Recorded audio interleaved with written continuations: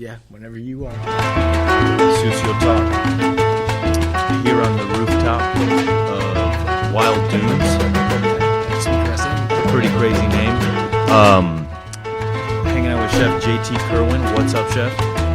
How are you? I'm doing very well. Fucking nice to have you on the show. You got some fucking champagne on the table. What is this? Just some of the Chenin Blanc, a little bit of bubbles, Blanc, you a little bit know. of bubbles to start. You know, we got Chef Austin bringing us a couple snacks maybe throughout the Dope. course. Yeah. You know, I gotta say, man, this leg of the journey Yeah. has been like some of the best hospitality in the South. Yeah. Starting off in Kansas City, you know, Chef Corvino had his breakfast cooked for me by the prep cook, and like she made chilaquiles, and she was like super excited to like, you know, she's like, oh, did you like them? And I was like, yeah, I loved them. You know, so it's super dope. And then, you know, I saw Nathan Crellier at the Point Set Club yesterday. I keep saying Crellier, it's Kryler. And he had like coffee and like sort of like conference room-esque going on. So, you know, chefs are hosts at the end of the day, so I'm grateful, you know, to be here. Thanks for being on the show. Yeah, that's what we do. It's all about hospitality, Fuck yeah. man. And just happy to get the opportunity to hang out with you. Hell yeah, We've dude. Been back and forth on Instagram for a lot, while. yeah. And like big fan, like we talked about earlier, you know, most of the podcasts I listen to are educational and Heard. And your podcast is the one that I like to get ready to on the drive home. It's entertaining, whatever. you know? Yeah. I find like, because a lot of people are like, you know, where's the show going? Are you going to do an element of like cooking? And I'm like, not at all. Yeah. Like, I don't want any chef that's on the show or anybody for that matter to feel like they have to work. Like, it should be fun. We're just chilling. Like, there's no, you know. So, because some people are like, you know, morning shows and the late night shows, they'll like have a chef on and they're like, all right, we're going to go in this little fucking fudgy kitchen over here and show make us a your dish. signature dish. Yeah, and it's just like, I don't have one. Yeah, I feel like no chefs have signature dishes anymore. No. Like after Palms Robichon, it was just like no. Yeah. I'm sure there's a couple more, but you know, that's the main one that comes to mind. So chef, let's talk about you. Where were you born? I was born in Detroit, Michigan. Fuck yeah. 1987. Oh, dope. Taking it all the way back. All right, all the way back. When I was a niño. Love that. What'd your parents do? My parents worked for Chrysler. Okay. Both of them? Yeah. Oh. Yeah, so Motor City. Yeah. Both kind of hustled, did their thing. Were they on the line or management or like office? I think like by the time I was probably like 10, they had worked their way up to management. But, you know, I know when they got laid off at some point, like my dad was carving corned beef. Okay. At like a meat packing plant. Okay. Painting houses. So they weren't afraid to get their hands dirty. They were fucking hardcore blue collar workers. Like, yeah. Okay. And dope. neither of them went to college. Like blue collar, Midwestern. Yeah, for sure. Folks. Love that. There's like you're 16, you got a job. I'm sure they made you work before that, but we'll get into that. They actually did. Yeah, I'm sure. We'll get to that too. So, what was food like at your house, at your home? Was your mom cooking, your dad cooking, or because they were working all the time? I'm sure.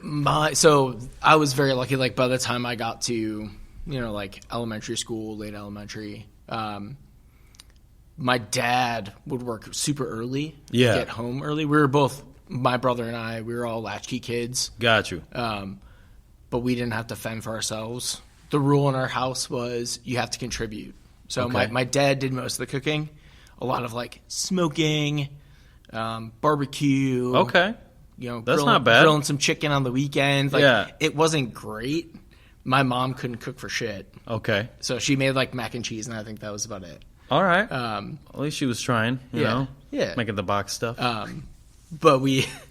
But the rule at my house was that everybody has to contribute. Okay. So my old man really like instilled that in us young, that like even if I was just peeling potatoes for dinner, like when I got home, I had to do something in order to produce the meal for the day. Cool. Cool. All right. So you were involved early on in the kitchen. Yeah. I can remember, I think I was like 9, and like he taught me how to seasoning an onion. Okay. So like. Fuck yeah. Dad?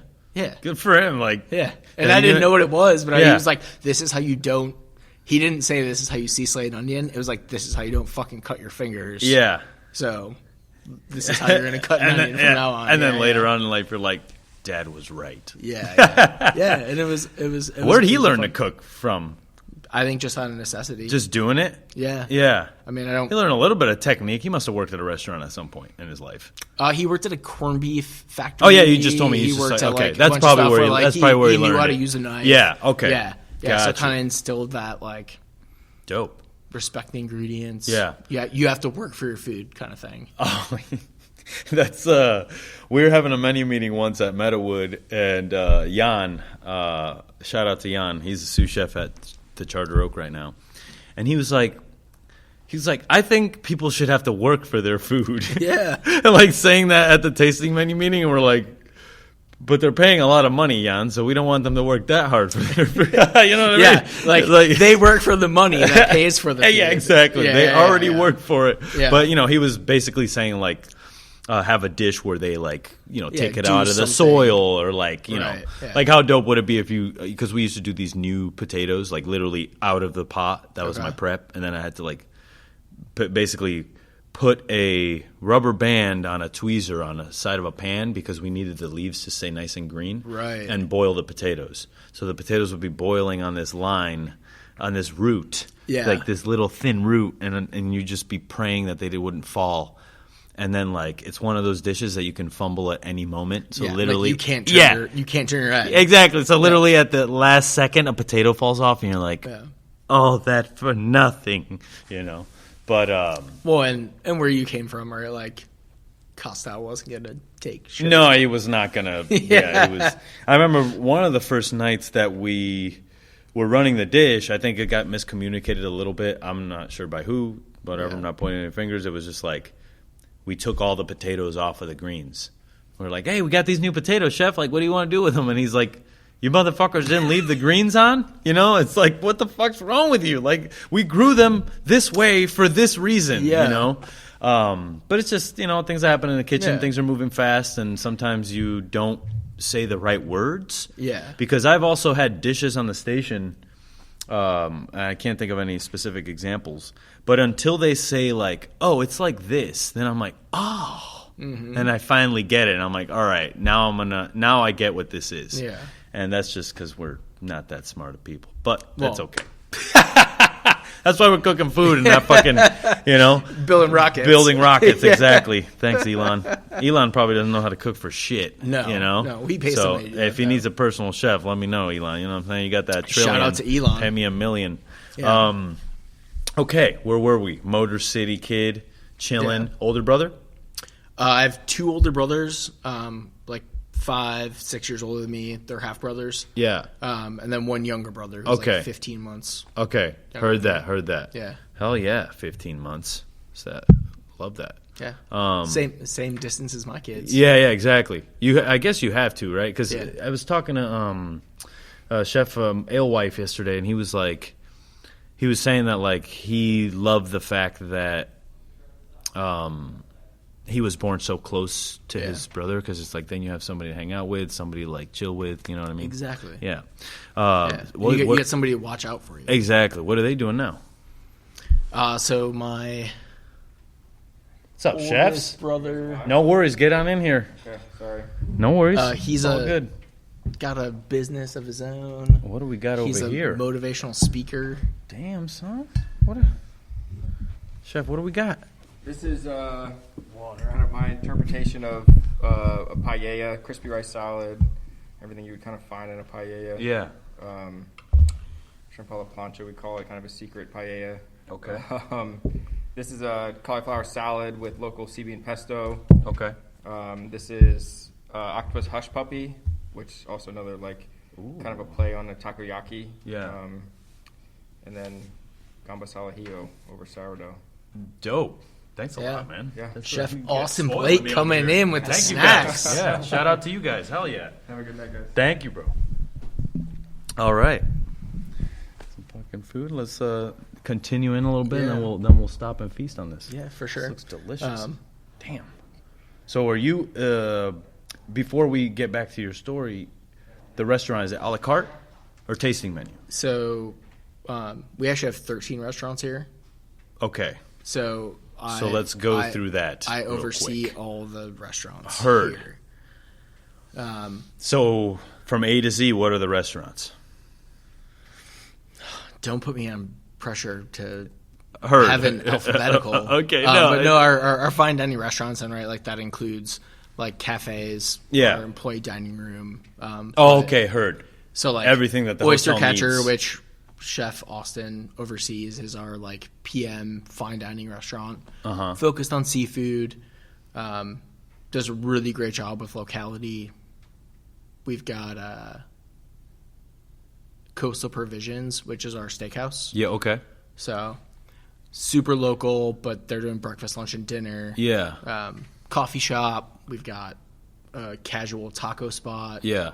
On property, but whoa. Yeah, so we kind of do a little bit of everything. Is there a commissary kitchen here, or does every kitchen separate? Every kitchen is so like when the orders come in, is there a central area they get dropped off at? There's a central purchasing department. Okay. But also, if anyone has a significant amount of purchasing power, they just purchase themselves. So it's kind of some here, some there. So when we're getting like U.S. foods, when we're getting like chicken tenders, chicken tenders just go to one spot. Yeah. And then we request them out. Yeah. But when it comes to like Wagyu beef or our fish orders, every single entity is ordering their own orders to make sure that they're getting the right amount, the right quality. The chefs are checking it before it comes in. Got you. Okay, yeah. Very cool, very cool. All right, cool. So back to your life as a niño. Said you had 2 older half-brothers, 1 younger brother. Yeah. We talked about how you ate as a kid. What were your interests as a kid? I was really into hockey and sports growing up, so I think that's where like a little bit of my competitiveness comes from. Hockey's also a very aggressive fucking sport. Yeah. Like anybody I've ever met who plays hockey is like an awesome cook. Yeah. Because they're just like fucking, their movements are very deliberate, you know? Yeah. And you're always thinking like 3 steps ahead. Exactly. Yeah. Exactly. That's the dope part about working with people who are good athletes. Yeah. Because I am not an athlete. I am not an athlete anymore. So, yeah. for sure. You lost it? That's funny. He's like, I didn't work it, so I lost it. That's funny. Yeah. So playing hockey, anything else? Any other sports? Were you playing like sports all year round or just hockey and then that's it? Just hockey. Okay, great. But in Michigan, it's kind of like an all-year-round sport. Yeah. Because you're playing like ice hockey in the winter, and then you're playing like roller hockey or indoor hockey. Really? Is roller hockey as popular as the ice or no? Not in Michigan, but you kind of like you go with like your friend group, I think. Okay. So like I had some friends who played roller hockey. I had some friends who played ice hockey, so I kind of like jumped in between those 2 friend groups. Yeah. So like I had my boys in each section. Yeah. Okay, but gotcha. it kept everything super fun. But I did like everything from like goalie to defense, left wing, you know. Oh, all right. So you kind of move, but when you're a kid, you kind of have to explore. Yeah. What was your first job? So my first job was a dishwasher at Lino's Italian restaurant in Rochester, Michigan. Okay. I was 14. Did you get it because your dad was like, yo, you need to work? No, I just wanted to work. You wanted to work. Okay. I wanted to work. Gotcha. My family's rule, was really my old man's rule, was that anything that I wanted, my dad would meet me halfway. So if I wanted a skateboard and it was $100, I had to give him $50 and he would come up with $50. Yeah. So that's a dope rule. Nothing was ever given. Yeah. It was like you had to earn it. Yeah. So at 14, one of my friends was a dishwasher at this restaurant, and is that paid under the table? Like or could you work at 14? In Michigan, as long as you have a parent's consent, you can work. Really? Yeah. What's the youngest? 14 is the youngest. Oh, okay, gotcha. Yeah. So that was like 8 years old. Like, it's Michigan. That's not like China. Yeah. But yeah, as soon as I was ready to work, like I went to work. I was a dishwasher, cleaning shrimp, you know, and I didn't know anything about hospitality. Yeah. I didn't really have a passion for it yet. Yeah. And then as I went through high school, I went from Lino's to this like catering spot. I continued to wash dishes. Yeah.